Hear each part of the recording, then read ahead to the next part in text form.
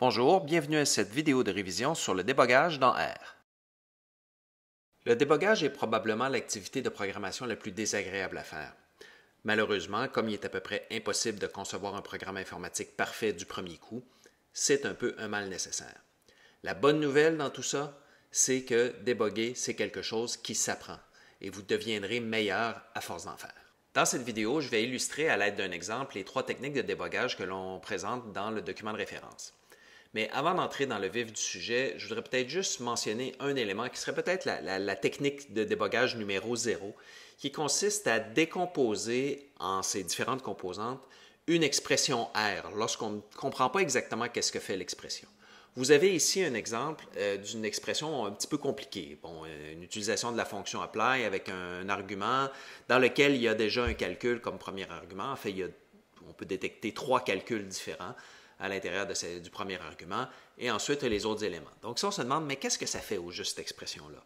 Bien, si vous voulez essayer de mieux la comprendre, il s'agit de la décomposer morceau par morceau et d'aller voir chacune des composantes, quel est le résultat donné. Alors ici, on pourrait dire que la première composante de cette expression, c'est l'expression où on fait T de A. En fait, ici, c'est la transposée d'une matrice A. Donc, vous pourriez regarder qu'est-ce que donne ce résultat-là. Ensuite, une fois que vous avez bien compris qu'est-ce que donne ce résultat, vous pouvez regarder le deuxième élément, qui est le produit avec un autre objet qu'on pourrait supposer être une matrice, puisqu'on voit qu'elle est indicée avec deux valeurs. Donc, une matrice B sur laquelle on indice à la colonne J.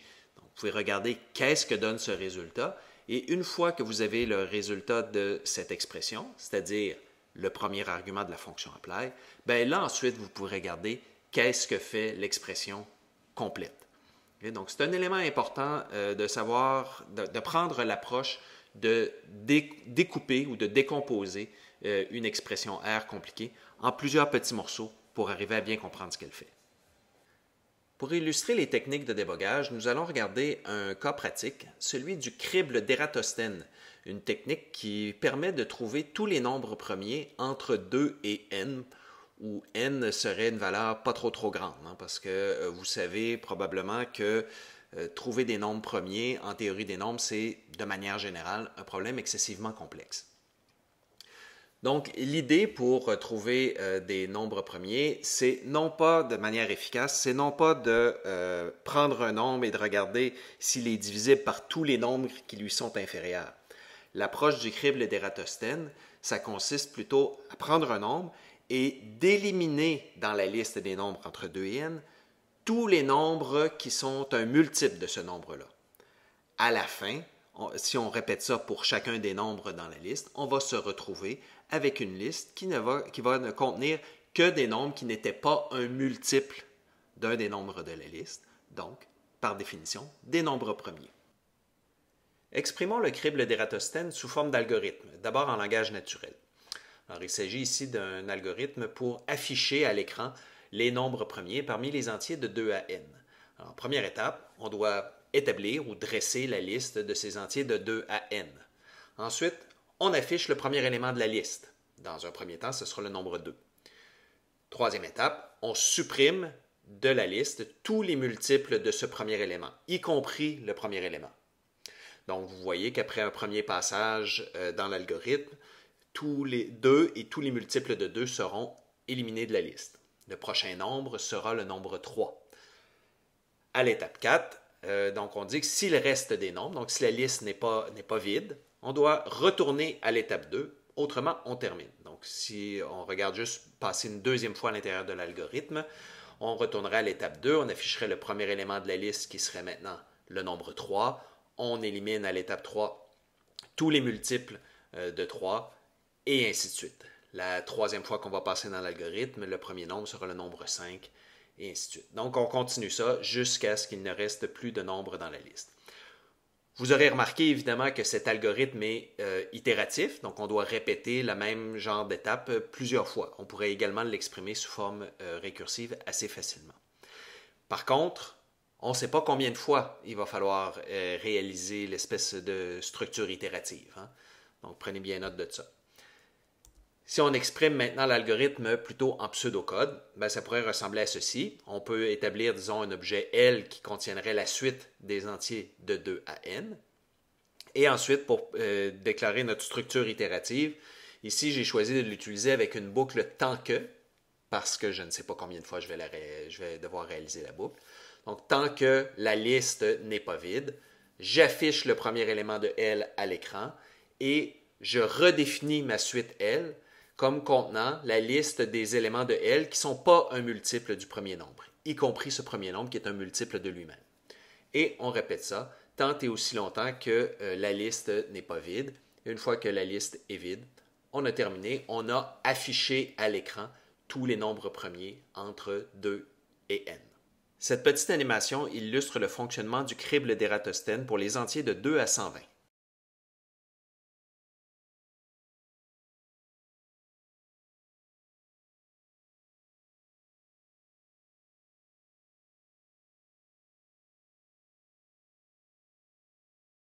Voici une première mise en œuvre en R de notre algorithme du crible d'Ératosthène. Alors, partout où l'algorithme parle de la notion de liste, on va plutôt parler de vecteur dans R, pour être précis sur les mots. Alors, il semble qu'on suive assez bien les différentes étapes de l'algorithme. Donc, premier élément, on crée la liste on crée le vecteur des nombres de 2 jusqu'à n. Et ensuite, tant que la longueur de ce vecteur est différente de 0, donc tant que le vecteur n'est pas vide, on doit afficher le premier élément du vecteur et ensuite retirer du vecteur tous les multiples de ce premier élément. Et pour déterminer les multiples d'un nombre, on va utiliser ici l'opérateur modulo qui retourne le reste d'une division. Donc, quand le reste de la division, ou le calcul de modulo, vaut 0, c'est qu'on a affaire à un multiple du diviseur. Donc ici, il semble qu'on calcule le modulo, donc le reste de la division de tous les éléments du vecteur x, par diviser donc le modulo par ce premier élément. Et lorsque le modulo est égal à 0, on va retirer ces éléments-là de la liste. Okay. Donc, jusqu'à maintenant, ça semble quelque chose de raisonnable, mais bon. Vous voyez déjà, RStudio nous aide déjà un petit peu dans notre débogage, dans la mesure où on affiche déjà aux lignes 2 et 7 qu'il y a des erreurs. On dit que cette parenthèse, cette accolade ouvrante n'a pas d'accolade fermante correspondante, et vice-versa, à la ligne 7, on nous dit que c'est l'accolade fermante ici qui n'a pas d'accolade ouvrante correspondante. Pourtant, ça semble bien égal. Enfin, on va regarder les premières choses qu'on peut faire. Je vous ai dit, la première étape à faire, c'est de vous assurer au moins que votre code est bien disposé.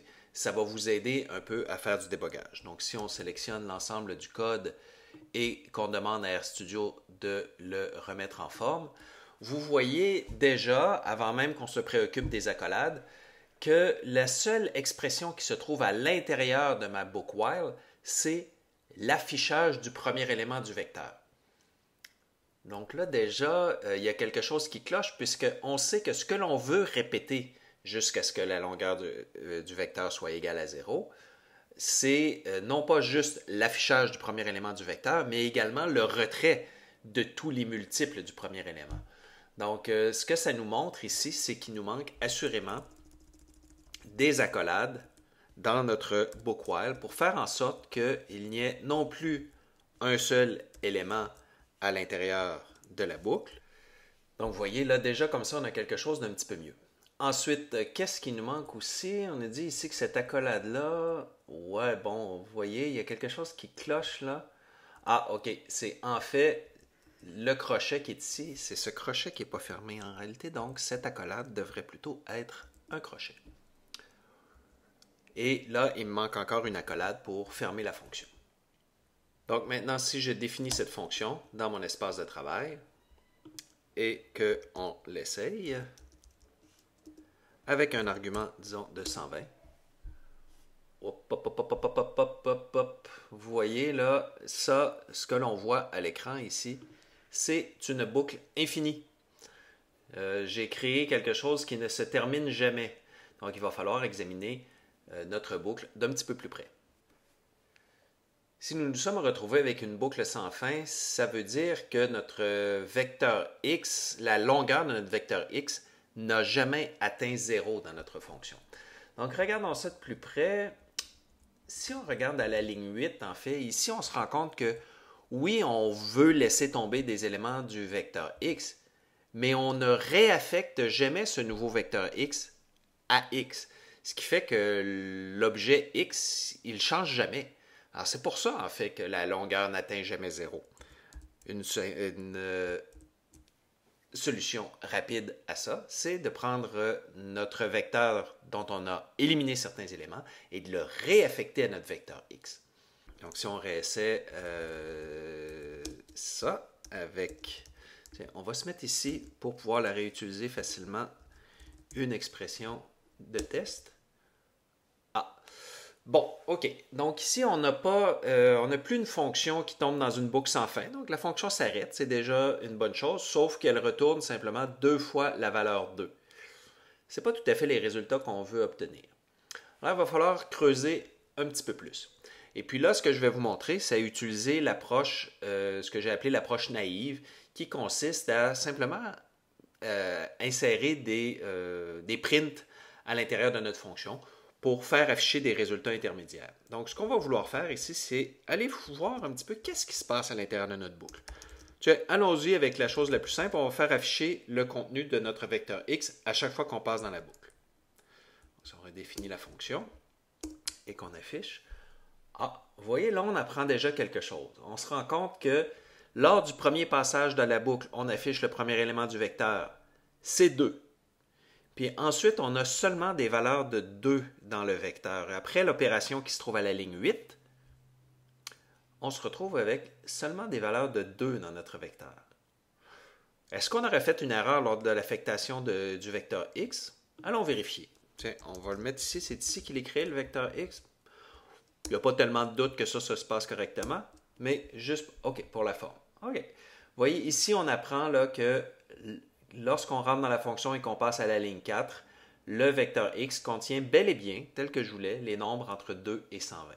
Mais après l'exécution de la ligne 7 dans une première itération de la boucle while, mon vecteur x, donc plutôt après l'exécution de la ligne 8, mon vecteur x contient uniquement les valeurs 2. Donc, il y a quelque chose qui cloche ici à la ligne 8. Allons voir, ce qu'on va faire, on va se rajouter une petite ligne qui va nous permettre de vérifier le calcul que l'on effectue à l'intérieur de l'extraction. Okay? Juste pour vérifier que l'extraction des données se passe correctement. Donc, si on refait ça, on réévalue et on regarde le résultat de notre fonction. Vous voyez le résultat de la nouvelle ligne 8 ici, là, où on effectue le calcul du modulo. Ce que ce calcul-là retourne, c'est uniquement une série de 0 et de 1. Il y a deux choses. Première des choses, on a mis un signe négatif pour vouloir laisser tomber des éléments de notre vecteur. Donc, ça nous prendrait des valeurs négatives. Or, on n'a pas de valeurs négatives, on n'a que des 0 et des 1.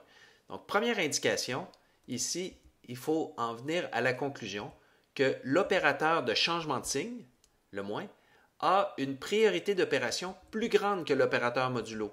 Autrement dit, ici, ce que l'on fait, ce n'est pas moins les résultats de modulo, mais plutôt moins x. Donc, on change les valeurs de x, on change le signe de toutes les valeurs de x, et ensuite, on effectue l'opération modulo. Alors, ces 0 et ces 1, en fait, ce sont les résultats de l'opération modulo. Est-ce que c'est ça que l'on veut obtenir? Je vais éliminer là, cette ligne-là dont on n'a plus besoin, parce qu'on a déjà obtenu un peu d'informations. Est-ce que c'est ça qu'on veut faire ici, indicer avec des 0 puis des 1? Donc, ce qu'on voudrait, c'est plutôt indicer avec un vecteur, ce qui serait le plus simple, c'est d'indicer avec un vecteur booléen et dire que les éléments que l'on souhaite conserver, c'est ceux dont le modulo est différent de 0. Donc, si on fait ces changements-là et qu'on réessaie notre fonction, vous voyez, là, on est un petit peu plus avancé. On voit que notre vecteur x, maintenant, à l'intérieur de la boucle, il rétrécit, et il semble qu'on ait affiché les bons résultats. Donc, peut-être que notre fonction retourne la bonne chose. Voyons voir. On va éliminer maintenant cette chose-là. Notre fonction retourne bel et bien la série de nombres premiers entre 2 et 120. D'un point de vue de programmation en R, cette fonction souffre toutefois d'un grave défaut. c'est que c'est une fonction qui ne retourne rien. Elle ne fait qu'afficher des résultats à l'écran. Pour le démontrer, voici, je vais prendre les résultats de ma fonction, je vais les mettre dans l'objet x, et si je fais afficher maintenant la valeur de x, vous voyez qu'il n'y a rien dans mon vecteur x. La bonne façon de concevoir des fonctions dans R, ça consiste plutôt à retourner des résultats qui pourront être stockés dans un objet. Si on utilise la fonction sans affecter le résultat dans un objet, les résultats de la fonction vont être affichés par défaut de toute manière à l'écran. Je vous propose une nouvelle version de la fonction Eratosthène qui devrait permettre de retourner des résultats plutôt que de seulement afficher des valeurs à l'écran. Pour ce faire, j'ai introduit une nouvelle variable que j'ai appelée res pour résultat, donc qui va contenir mes nombres premiers au fur et à mesure, et je vais retourner ce vecteur à la fin de la fonction. Essayons cette nouvelle version de la fonction. Oh, on voit qu'on a un petit problème. Bon, au moins notre fonction retourne quelque chose, mais elle retourne uniquement la valeur du dernier nombre premier. Pour essayer de trouver le problème, là, on va utiliser ce que j'appelle l'approche pas à pas. L'approche pas à pas consiste à exécuter chacune des lignes de notre fonction manuellement. Ce que ça demande, par contre, c'est de d'abord définir dans l'espace de travail toutes les variables qui sont des arguments de notre fonction. Ici, ça va assez bien, il n'y a que la variable n. Donc, je vais définir la variable n et disons qu'on va le faire le cas avec 120. n est égal à 120. Je vais d'abord exécuter la ligne 3 de ma fonction et je peux aller vérifier ensuite à la console que mon vecteur contient bel et bien les valeurs que je veux. Ah, j'ai oublié de mentionner au passage, j'ai modifié la ligne où tout à l'heure je générais la suite des nombres de 2 à n. J'utilisais précédemment l'expression 2.n. Ici, j'ai utilisé plutôt la fonction seclen qui est robuste si jamais l'utilisateur a rentré une valeur de 0. Parce que comparer la valeur 2.0 à la fonction seclen utilisée avec 0, vous voyez que ce n'est pas du tout la même chose.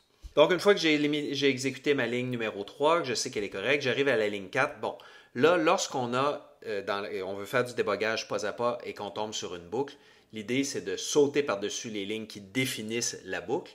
Et j'arrive à la ligne 6 et je vais en fait ici exécuter manuellement les lignes 6 et 7 pour ensuite aller voir les valeurs de mes variables. Donc, j'exécute la ligne 6, la ligne 7. Et si je vais voir maintenant à la console qu'est-ce qu'il y a dans mes objets res et x, ben là, je vois que mon objet res contient le premier nombre premier qui était 2. Ça, tout va bien. Et mon vecteur x, c'est le vecteur x de départ duquel on a éliminé, si on regarde, tous les nombres pairs, donc tous les multiples de 2. Donc jusque-là, tout va bien dans notre boucle. Donc, si on voulait maintenant simuler, faire manuellement la boucle, ben, il faudrait recommencer les lignes 6 et 7. Alors, si je retourne à la ligne 6 et que je la réexécute et que je réexécute la ligne 7 et qu'on va voir maintenant les résultats. Donc, qu'est-ce qu'il devrait avoir à ce stade-ci dans le vecteur res? Je m'attendrais à avoir les valeurs 2 et 3, les deux premiers nombres premiers. Or, qu'est-ce que j'ai? Ah, seulement le nombre 3. Et si on regarde le vecteur x, est-ce que les calculs sont faits correctement? Est-ce que tous les multiples de 3 sont maintenant éliminés de mon vecteur x? Si on regarde ça attentivement, oui, effectivement, les multiples de 3 ont été éliminés. Donc, le problème, c'est le fait que mon objet res ne contient non plus tous les nombres premiers que j'ai calculés jusqu'à maintenant, mais seulement le dernier. Et puis, si on regarde, on retourne à notre fonction, puis qu'on regarde ça comme il faut, on voit, ah ben oui, dans le fond, ce que l'on met dans l'objet res, c'est toujours le premier terme du vecteur x, donc le nombre premier qu'on est en train d'éliminer ou d'identifier. Donc, ce qu'il faudrait faire plutôt pour conserver les autres nombres premiers qu'on avait précédemment, c'est faire quelque chose comme ça.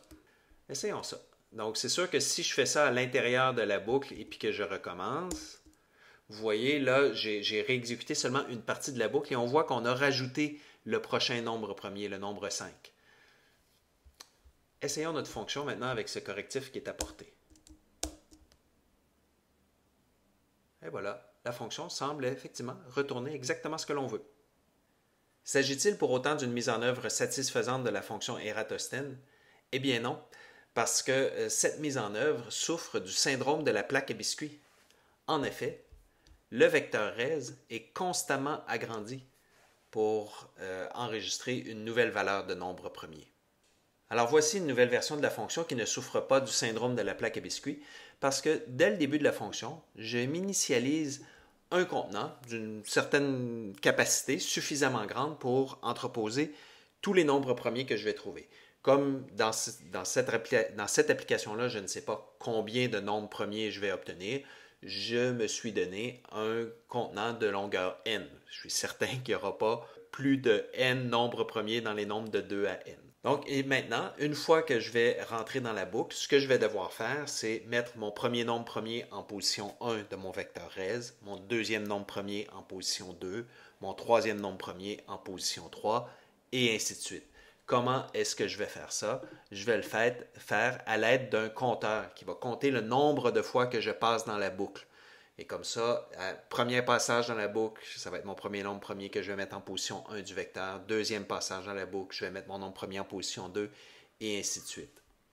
Donc, ça va être le rôle ici de la variable i qui va agir comme compteur. Et vous voyez que dans l'expression que j'ai surlignée, mon compteur, je l'incrémente au fur et à mesure que je passe dans la boucle. Donc, j'augmente toujours sa valeur de 1. Pour ce faire aussi, j'ai dû donner une valeur initiale à mon compteur avant d'entrer dans la boucle. Donc ici, je l'initialise à 0 pour faire en sorte que lorsque je passe dans la boucle pour la première fois, je fais i plus 1, mon compteur vaut maintenant 1, et donc mon premier nombre premier est affecté en première position du vecteur res. Si j'évalue maintenant cette fonction et que je regarde le résultat, j'ai juste un petit problème. Vous voyez, j'ai bel et bien toutes mes valeurs de nombres premiers, de 2 jusqu'à 113. Malheureusement, je me retrouve encore avec toute une série de zéros. Je m'étais donné un vecteur de longueur n, donc 120 ici. J'ai toutefois seulement 30 nombres premiers, donc je devrais me débarrasser des 90 valeurs de zéros qui sont en trop. Lorsque on sort de la boucle, le compteur i contient exactement la quantité de nombres premiers qu'on a trouvé.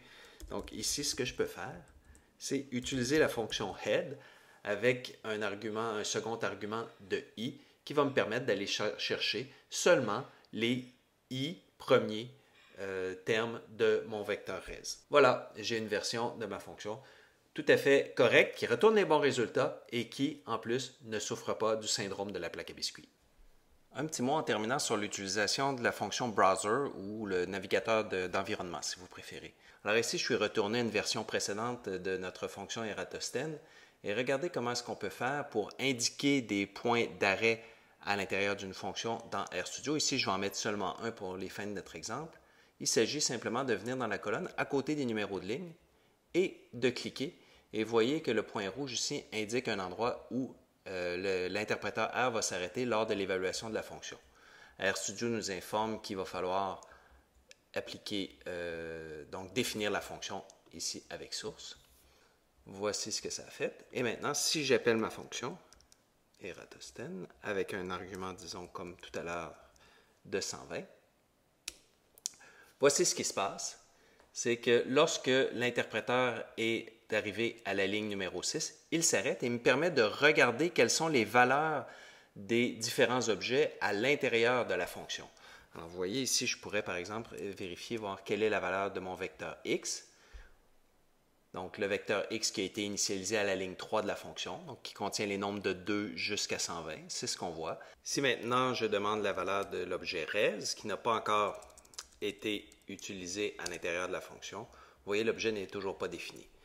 Ensuite, l'étape suivante, ce serait de demander d'évaluer la prochaine ligne. Et on voit ici, c'est indiqué quelle est la prochaine ligne qui sera évaluée par l'interpréteur. Je peux utiliser par exemple la commande n qui va exécuter cette ligne-là. La ligne a été évaluée. On est maintenant rendu à la ligne numéro 7. Donc, mon objet res est... Oh là là, ça c'est l'autocomplétion de RStudio. L'objet res vaut maintenant 2. Je pourrais évaluer la prochaine ligne. Et mon objet x va maintenant avoir changé et tous les nombres pairs vont avoir été retirés de l'objet et ainsi de suite. Vous voyez que c'est une manière un petit peu automatisée de faire de l'évaluation pas à pas. Quand on veut terminer notre session de débogage, il suffit de mettre un Q majuscule. Voilà, c'est seulement ça le navigateur d'environnement.